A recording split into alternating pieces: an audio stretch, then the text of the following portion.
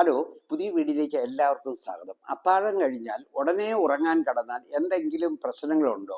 പലരും ചോദിക്കുന്ന ഒരു ചോദ്യമാണത്. അതുകൊണ്ട് തന്നെയാണ് ആ വിഷയം നമ്മൾ ഇന്നിവിടെ ചർച്ചയ്ക്കായിട്ട് എടുക്കുന്നത്.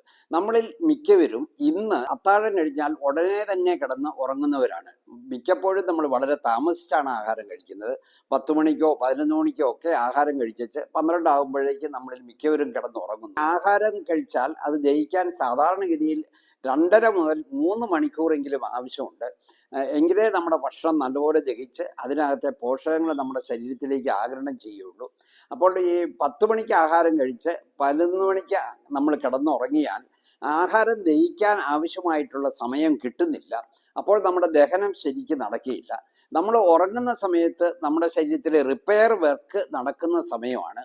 അപ്പോൾ ആ സമയത്തും നമ്മുടെ ദഹന വ്യവസ്ഥ പ്രവർത്തിച്ചുകൊണ്ടിരുന്നാൽ നമ്മുടെ റിപ്പയർ വർക്കും ശരിക്കും നടക്കുകയില്ല, ദഹന വ്യവസ്ഥയും ശരിക്കും നടക്കുകയില്ല. ദഹന വ്യവസ്ഥ ശരിക്കും പ്രവർത്തിച്ചില്ലെങ്കിൽ നമ്മുടെ ഭക്ഷണം ശരിക്ക് ദഹിക്കുകയില്ല, അതിനകത്തെ പോഷകങ്ങൾ ശരിക്ക് നമ്മുടെ ശരീരത്തിലേക്ക് ആഗിരണം ചെയ്യപ്പെടുകയില്ല. അപ്പോൾ നമുക്ക് പല പോഷകങ്ങളുടെയും കുറവുണ്ടാകുന്നു. അത് പല ജീവിതശൈലി രോഗങ്ങളെയും വിളിച്ചു വരുത്തുന്നതിന് തുല്യമായിരിക്കുകയും ചെയ്യും.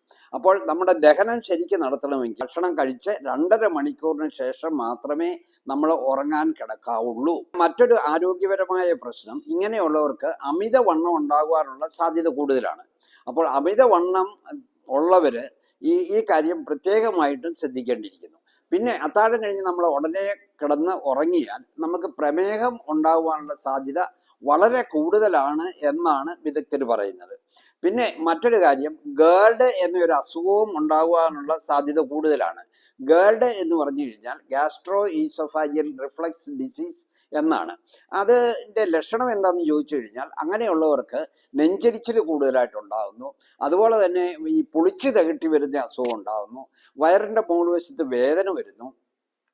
ഇതൊക്കെയാണ് ഈ ഗേർഡ് എന്ന രോഗത്തിന്റെ ലക്ഷണം. അത് ഉണ്ടാകുന്നത് എങ്ങനെയാണ് എന്ന് ചോദിച്ചു കഴിഞ്ഞാൽ, ആഹാരം കഴിച്ച് ഉടനെ നമ്മൾ കിടക്കുകയാണെങ്കിൽ നമ്മുടെ സ്റ്റൊമക്കിലുള്ള ആസിഡ് കൂടിയ ദഹനരസങ്ങൾ നമ്മുടെ ഈസോഫാഗസ് അല്ലെ അന്നനാളത്തിന്റെ അടിവശത്തിലേക്ക് കയറുകയും അവിടത്തെ ഈ മ്യൂക്കോസായ്ക്ക് ഡാമേജ് വരികയും അവിടെ ചെറിയ അൾസറേഷൻ പോലെ ഉണ്ടാകുവാനുള്ള സാധ്യതയും വർദ്ധിക്കുന്നു.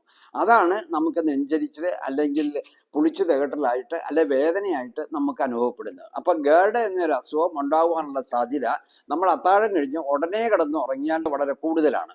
പിന്നെ മറ്റൊരു കാര്യം, അത്താഴം കഴിഞ്ഞ് നമ്മൾ ഉടനെ കിടന്നുറങ്ങിക്കഴിഞ്ഞാൽ മെറ്റബോളിസത്തെയും അത് ബാധിക്കാൻ സാധ്യതയുണ്ട്.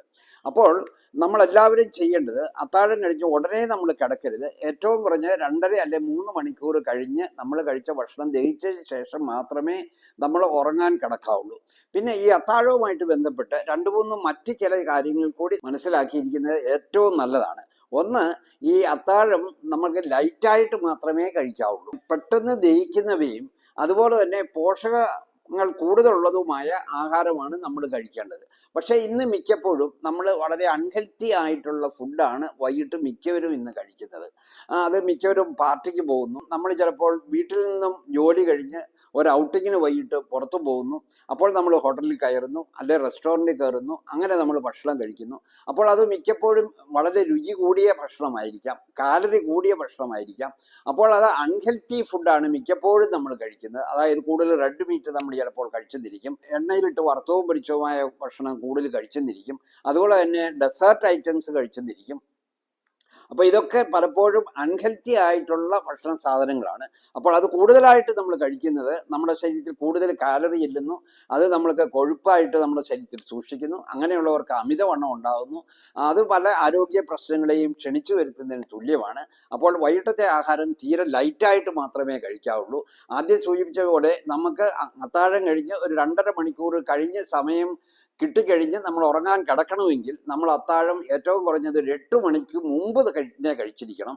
ഒരു 7:30-ക്കും 8-നും ഇടയ്ക്ക് അത്താഴം കഴിക്കുന്നതാണ് ഏറ്റവും നല്ലത്. അത് ലൈറ്റായിട്ട് കഴിക്കുക. അത് unhealthy food as far as possible we have to avoid it.